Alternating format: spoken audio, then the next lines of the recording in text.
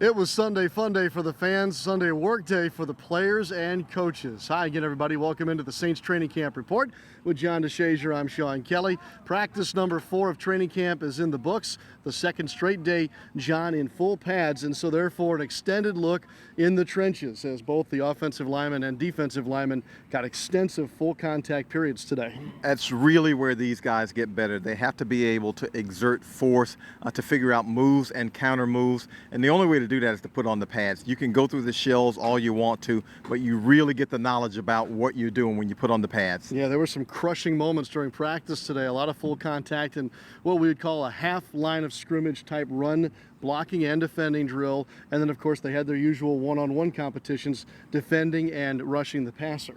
Yeah, again, that's where you learn about these guys, and especially that's where the education comes for guys like Marcus Davenport. You find out a little bit more about them when he's going against a Teron Armstead. I think you find out a little bit more about a Trey Hendrickson, even though Trey Hendrickson played last year. But again, you see that motor on him and what he's able to do. Again, these guys love the competition. They love when the pads come on. Now, it gets hot and it gets weary and they get sore, but that's when they feel like, quote unquote, football is being played. Yeah, no doubt. Second-year lineman Ryan RAMCZYK talked about that competition here today on the practice field and the learning that comes from it.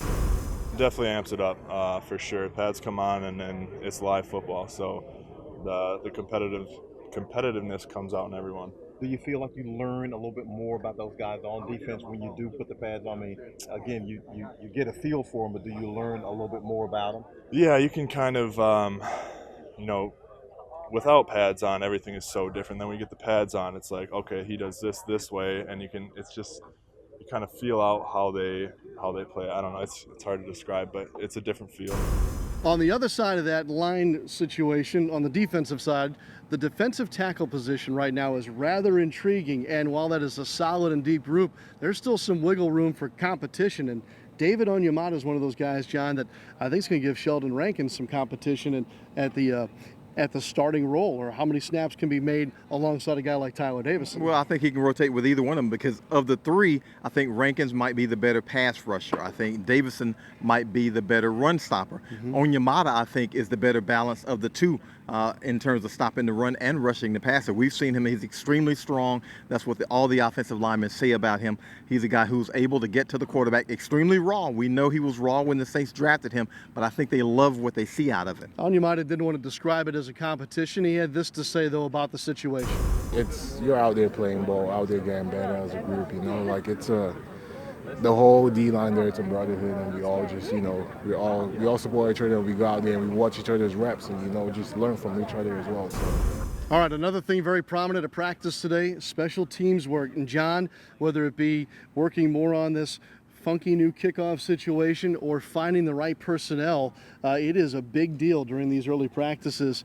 And head coach Sean Payton spoke extensively after practice today about specifically maybe the returner position and how it is playing out thus far. Well, when you think about it, there might be 20 returning starters on this team. If you're going to make this team and make an impact, it might be on special teams, and the new rules changes seem to encourage returns. He's got to find somebody back there to do exactly what the Saints want him to do on special teams. Yeah, I'm not so sure Sean Payton wanted to make a reality show comparison to the situation, but that's exactly what he did.